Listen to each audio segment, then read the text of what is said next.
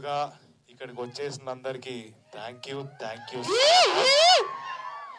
ఒక పాయింట్ లో డౌట్ ఉండే వస్తారా లేదా అని.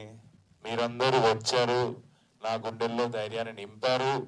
అండ్ ఎవరెవరైతే చూడలేదో థియేటర్స్కి వెళ్ళండి, పక్కా ఎంజాయ్ చేస్తారు. Bubble gum is a story of love, it's a story of self respect. So మీ అందరి లైఫ్ లో పక్కా ఏదో ఒక పాయింట్ లో ఇంటర్వ్యూన్ పాయింట్ లో జరిగేది పక్కా జరిగి ఉంటుంది. మీరు అందరు రిలేట్ అయి ఉంటారు, చూస్తున్న వాళ్ళు కానీ ఇక్కడ ఉన్న వాళ్ళు కానీ. అండ్ క్రేజీ రెస్పాన్స్ వచ్చారు. Thank you so much for that.